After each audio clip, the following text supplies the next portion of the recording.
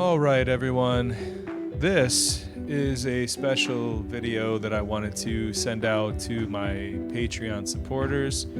I believe at this time there are five or six of you. So that link will be available on Patreon. Obviously, if you're watching this, you clicked on it. We got a couple things going on here. One, my studio situation is about as complete as it is going to get for the time being.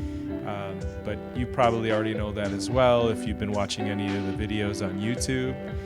Also, I just now put together a shipment of the Realm of Thrall Collector's Edition for the clubs. So all of you should be receiving one of these, and maybe by the time this video is up, you will have your signed copy of this book. So I always appreciate all of you that are supporters of mine. I want to try to grow this community that I have and see if I can make this project into something that is, if not something that can solely sustain or maintain my economy, my personal economy. I guess that would be my micro economy. That's just something that could supplement it, and I hope that the project is something that you all enjoy. The stories, I mean, we've all worked really hard on this. It's been a couple of years in the making, and it's getting to a point now where it's near completion. So what I'm doing here with this video is just gonna switch over here, and I think we'll just work on painting the king. And the king of hearts is one of my last paintings. It's actually the last painting of one of the suits, and the remaining painting that I have to work on will be the Joker. So you're seeing this here before really anyone, and for this particular piece, I used my oldest son as a model, and I had him wear a paper crown from medieval times, which he was quite reluctant to partake in, but I covered that already in my last YouTube video. So if you want to see some more of this painting taking place, you can check that out. There's been a couple of adjustments to it at this point, and I'm going to go ahead and just start to work a little bit on this and maybe just throw some thoughts out there. So this will be a relatively short video, but again, I don't know. I guess it would be considered exclusive content because you're part of an exclusive club of people that are getting to see this first. And perhaps what I'll do is put the video on YouTube later. But this little weird thing here that I'm flashing on and off, that is actually a bowl or a candle holder that I took a photograph of at my nephew's baptism yesterday. Because one of the things I wanted to do with this particular crown is make it appear that it's sort of a gold material, and I was having a bit of trouble rendering that, and sometimes it's difficult when you don't have a reference for something like a reflective surface. And you can see that weird blueness or teal color right there is the shirt that I was wearing to the baptism, and then that red piece right there is actually my phone. The back of my phone is red, so I held it really close up to this thing, and I took a photograph of it. As far as the gems go, the hearts in the top here, those were already painted in the King of Spades. So Edmund, the King of Spades, it was a green gem that was in his crown, because the spades color, as you know, is green. Each one of these different suits has a color associated with it, has an animal associated with it, sort of like a totem. And I took that shape, turned it into a heart, and then I turned them red so that it would also save me some time. So really all I need to do is clean those up a little bit to make sure that they are exactly in the position and in the perspective that I want them to be. And Then I gotta get this gold thing finished here. I just gotta work a little bit more on the portrait, on the face. I want it to be a little darker. I want him to be a little bit older than he is. My son is 16, and I want the king to look a little bit older than that. Not much. I want him to appear youthful, but I want him to seem a little bit more run down and a little bit more, distressed, I guess. And I couldn't convince my son to wear black nail polish, so I'll have to just figure that little bit out there. But what I'm going to do with this is I'm actually going to do a little photo bashing. And photo bashing, for those of you that don't know, would be to take a photo and incorporate it into the digital image. And by layering and changing each one and adding different effects and filters, you can kind of speed up the pace of the painting. So one thing I'm going to do, and by the way, I'm working on the new Cintiq, which is a direct result of the generosity of one of my patrons. So, as usual, thanks go out to him, and that was all Mike's doing. So I'll always remember to, every time I work on this thing, as a reminder of the fact that I guess no matter what you do, or kind of where you think you are or how things are going, there's always going to be people out there that are going to be more supportive of your work and your projects and want to see you succeed than you might initially think. I think it's a very humbling experience when people like all of you are willing to give a little bit to contribute to the continuation of what it is I'm trying to do. And you have you're fans of that thing enough to go ahead and pledge that monetary amount. I think it's just a great platform. I think I wish everyone had the everyone that was trying to do something and was doing it for the right reasons. I wish they all had access to that sort of support. I mean, of course, it's not a thing that I think everyone will be able to get to or achieve, but I'm certainly thankful that I am one of the people who is able to benefit from being connected to all of you in that way. So what I just did here was warp the gold bucket a little bit, and what I'm trying to do is get this band. I don't think I'm going to keep that braided rope looking texture there, but I want to kind of have it assume the contour that the crown would be, that we would be viewing it from. I probably will eliminate my red phone and the teal shirt from the image, but this is at least a start. So what I'm going to do now is turn the opacity down on this particular layer. So what that will do is reveal to me what the actual shape of the crown looks like. And then what I can do is create a selection. So a selection in Photoshop is a matter of lassoing something with a selection tool. And I'm going to zoom in a little bit closer so we're getting in here on the details. And then what I want to do is, excluding the gem pieces, I think I'll just address on their own. So I'm going to kind of go around that. And what I'm doing here is fairly loosely tracing around the shape of the crown. So what I'll do then is make sure that I'm only getting this texture and this color inside of the shape of the crown. Now, ideally, I would probably warp it a little bit more and make sure that it makes sense in terms terms of the angle and the perspective.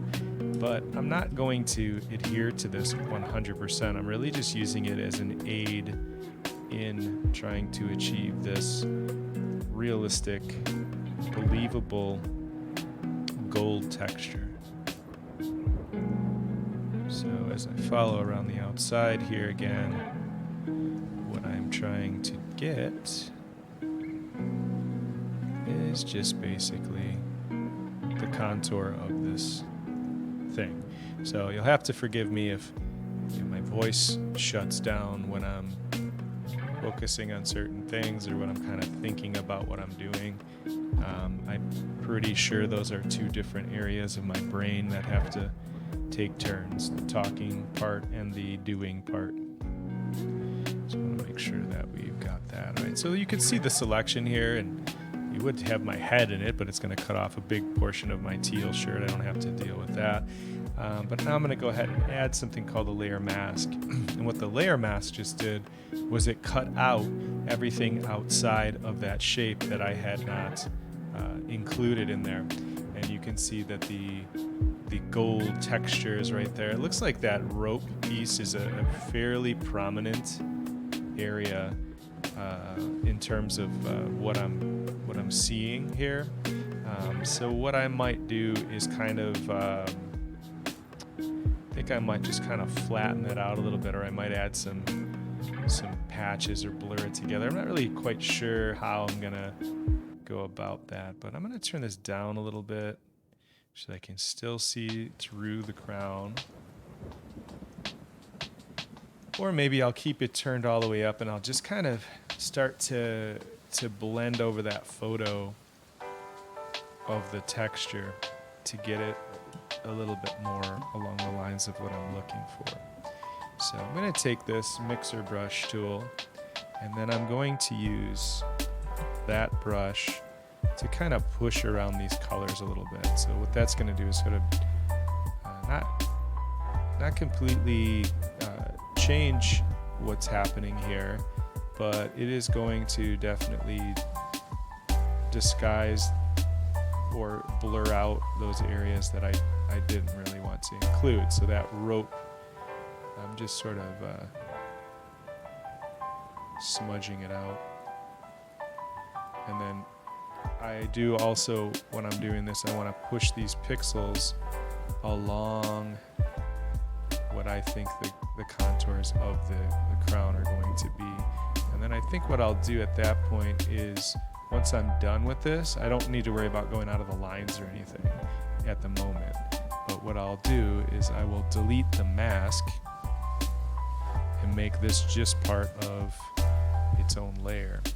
So again, the people that are getting this content are kind of getting a little bit of behind the scenes, maybe a little bit more behind the scenes than you bargained for, or that you would normally want, depending on what you do. If you're an artist, you might say, "Oh, I got you. I know what you're doing there." And if you're not an artist, you might be going, "Oh, that's kind of interesting. I didn't know that was a way that you can use digital references." But hopefully, either way, no matter who is watching this, you might find it helpful or interesting. Should I leave the green or get away? I'm going to get my face out of there. I think it's kind of weird. There's a little bit of that green, and I think it does pick up some of what we're seeing in the sword over there. So I don't hate it. I don't hate that. I think that's okay. And you could actually see my reflection repeated here, here, here, here. I didn't even notice this until you zoomed in, but it's pretty remarkable when you start to really observe the way that light will refract and reflect off of metal. And also, I think you can see why this form of digital workflow, this thing called photo bashing, speeds up the process quite a bit. So this will probably look fairly significantly different from what the original reference was, but it definitely made everything go faster. And it gave me little clues, little ideas as to how I can approach that shape. So that right there, if we zoom out a little bit, and if I was smart, which sometimes I am and sometimes I'm not, I would have made a copy of this layer so that I would have been able to preserve the photograph in case I needed for some reason to go back in and get it and not have to start over from the beginning. But in that particular case, I was not smart, and I was using not my art planning part of my brain. I was using my talking part of my brain as I was trying to explain what I was doing there. But it doesn't matter, because if you're able to draw it, then it shouldn't be a problem. The problem would lie in a situation where maybe I didn't know enough about what I was doing, or I needed to use that a little bit more as a crutch. So as I take this away, the drawing of the crown, it's got these little notations and these little marks in it. And then when I bring this all the way back up, it's just completely like a smooth piece of metal. So I have to decide now, do I really want these extra little pieces in the crown, or do I want to go with, excuse me, a little bit more of a plain situation there? Well, if I was live streaming this, maybe I could get some opinions on the matter, but since I'm in this alone at the moment and this is being recorded, I don't really know what I want to do. Let me take this and put it below here. I think what I'll do then is I want to merge that down. I think I could probably just merge these together, so I'm going to go ahead and merge these together.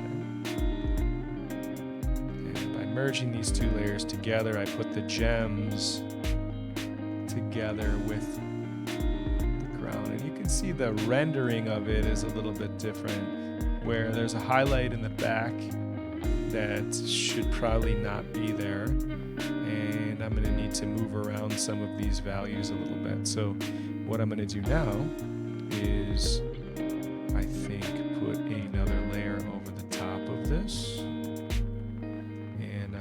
Brush, and I'm going to start to paint. So the last one was a mixer brush. Now I'm going to start to paint in some of these colors, and use my handy remote here to change my brush size with one hand, zoom in and paint with the other. So I'll make this a little bit larger. And we also have a little shortcut for dabbing into or dipping into some of these colors. So what I can do is go like this and say, okay, I need to darken some of this area back here because it's a little bit too much in the light. So I'm going to go ahead and paint in a bit more of the shadow color around the edges there, which, by the way, I borrowed from the other shadow color. There's this like ridge around the end here, and I kind of like this darkish green color a little bit more than I like that brown color. A little bit of the brown color. Just adding some variation to this, extending this down. Lines, these hatch lines, to kind of follow the contour, following the contour of the ridge in the crown, smoothing off that arc a bit. I like this orange that's happening here. I like the way that orange is kind of coming together with the other part of the metal. This goldish yellow is going to be important for our friends, the hearts, because the hearts are all about this gold color, this brownish gold color. The diamonds are pink, the spades are green, clubs are blue, hearts are, I don't know, I don't know if I want to call it orange, I don't know if I want to call it yellow, red orange, warm orange. Maybe we should put a poll out there. What should we call that color? Maybe just gold.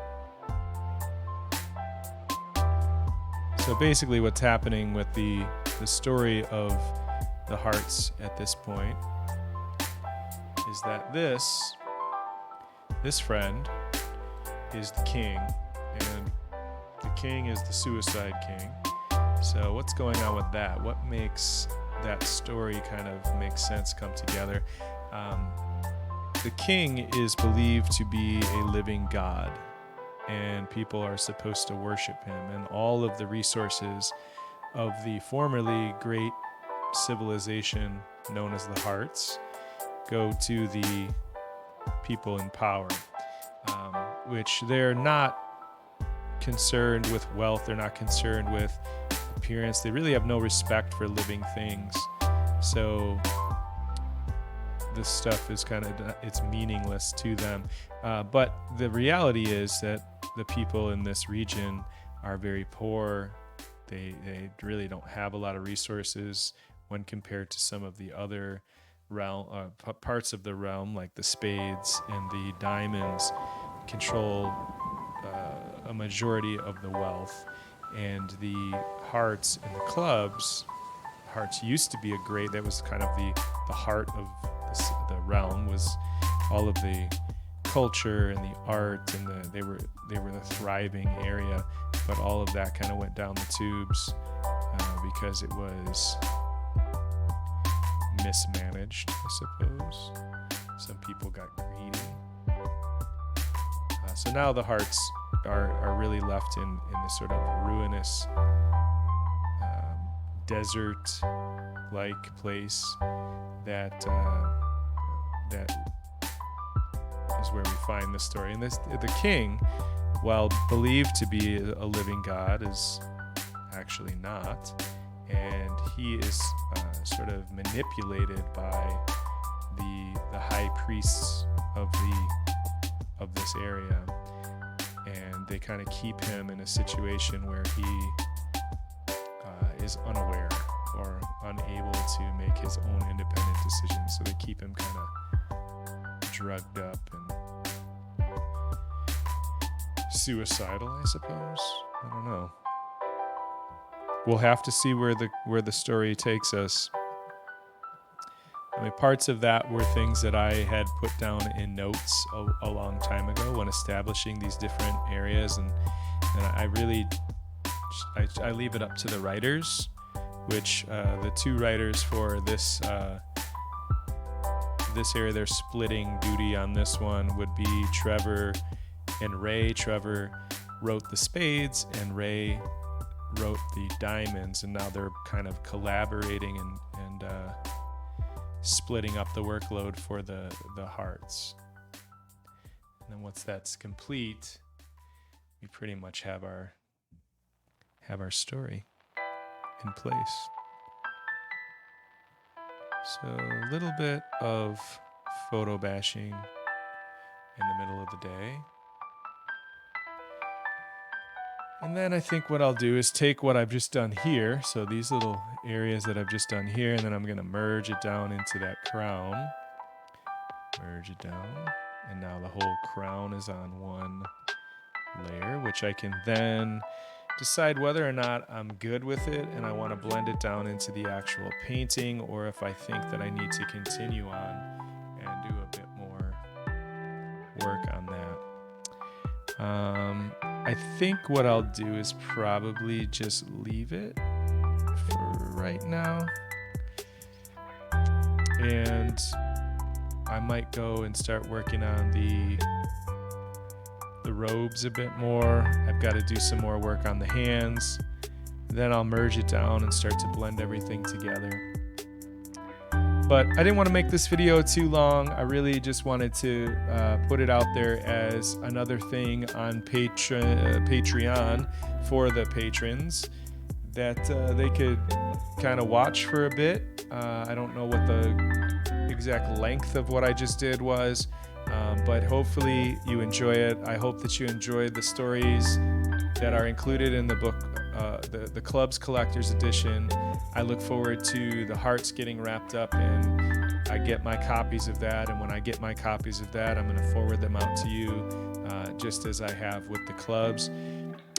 Also, if anyone wants to reach out with questions, or you have any comments, or you have anything at all that you want to chat about regarding the project, or really any of my other work, I encourage you to reach out through Patreon, and I do always read the messages, and I enjoy the interaction with all of you, so don't feel like you should be hesitant at all to put any of that out there, any of your questions or comments.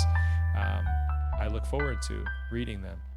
All right, everyone, appreciate you checking this video out. I'll leave it up here for a period of time, and then I'll probably just release it onto YouTube just for some more content, because I'm always trying to build that platform as well. All right, take care, and I will see you all soon.